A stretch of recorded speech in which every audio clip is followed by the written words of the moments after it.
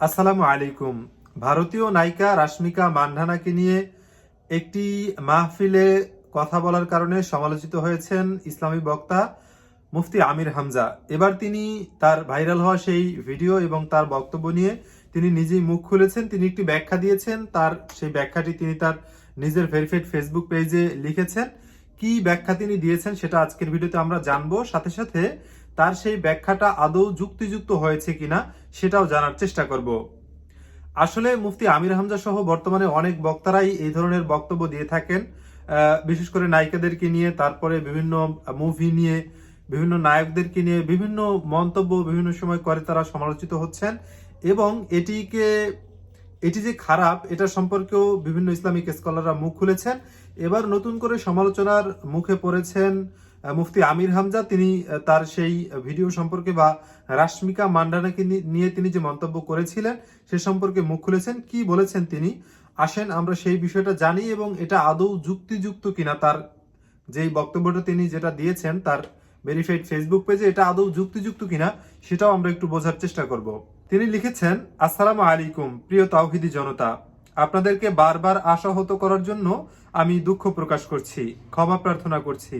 আপনাদেরকে কিছু কথা বলা জরুরি মনে করছি, যাতে আপনারা আমার বিষয়ে মন্তব্য করার ক্ষেত্রে ইনসাফ বজায় রাখতে পারেন। ঢালাওভাবে যেসব কথাবার্তা চারদিকে বলা হচ্ছে তার সবটুকু কি সঠিক, নাকি ভিন্ন বাস্তবতা আছে? সম্প্রতি সিরিয়ার কারাগার থেকে মুক্ত বন্দীদের চিত্র আপনাদের সামনে, তারা অনেকেই নিজের নাম পর্যন্ত ভুলে গেছেন। ফ্যাসিস্টের কারাগারে থাকাকালীন এমন কোনো নির্যাতন নাই যা আমার উপর করা হয়নি। আমার ব্রেনে পর্যন্ত কারেন্টের শক দেওয়া হয়েছে ও স্লো পয়জনিং করা হয়েছে। বাকি নির্যাতনের কথা আর না বলি। আমি স্বীকার করছি মানসিকভাবে আমি পুরোপুরি সুস্থ না। শারীরিক ও মানসিক কোনো দিকই আমি ফিট না। নিজের অজান্তেই অসংলগ্ন কথাবার্তা মুখে চলে আসছে। আমার আচরণ ও আমার নিয়ন্ত্রণে থাকছে না। এসব চিন্তা আমাকে আরো অসুস্থ করে তুলছে। আর আমার দেওয়া বক্তব্য নিয়ে চলমান যে বিতর্ক, সেই আলোচনাটাতে শুধুমাত্র উক্ত নায়িকার আলাপটুকুই আমার ভুল হয়েছে আমি স্বীকার করছি।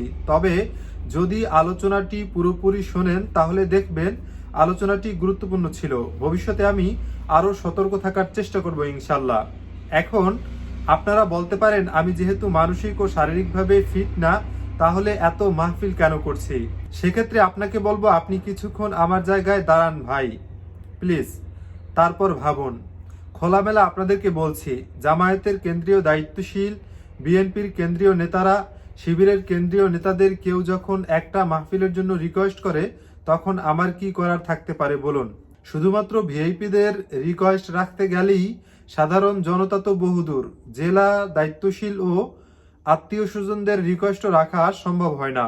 অন্যদিকে ফ্যাসিস্ট পরবর্তী সময়ে অবাধ স্বাধীনতা তাফসির মাহফিল আয়োজনকে আরো ত্বরান্বিত করেছে তার একটি প্রেসার। অন্যদিকে শায়েখ মিজানুর রহমান আজহারি ভাই দেশে না থাকায় আরো একটি চাপ সাথে যুক্ত হয়েছে। সব মিলিয়ে যথাযথ শারীরিক ও মানসিক একাডেমিক প্রস্তুতি গ্রহণ করার সুযোগ পাইনি, যার ফলেই মাঝে মধ্যে এমন ত্রুটি ভুল আমার দ্বারা হয়ে যাচ্ছে।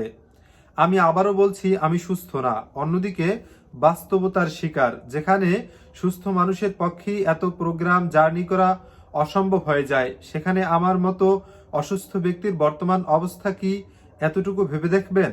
আমি আপনাদের কাছে আবারও ক্ষমা চাই এবং এই সিজনে আমার ভুলভ্রান্তিগুলো দিয়ে প্রকৃত আমাকে যাচাই করেন না দয়া করে।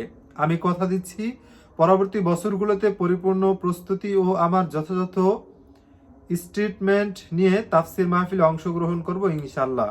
সাথে গণহারে দাওয়াত নেওয়া বন্ধ করে দিব। বিশেষ দোয়া প্রার্থী আমির হামজা।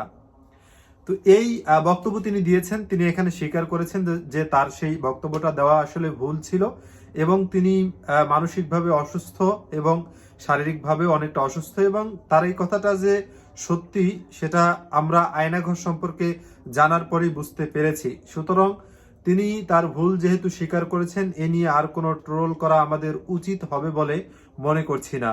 এজন্য সকলে আমরা হজরতের জন্য দোয়া করব এবং তাদের মুখ থেকে, আসলে সুস্থ মানুষের মুখ থেকে অনেক সময় ভুলক্রমে অনেক কথা বের হয়ে যায়।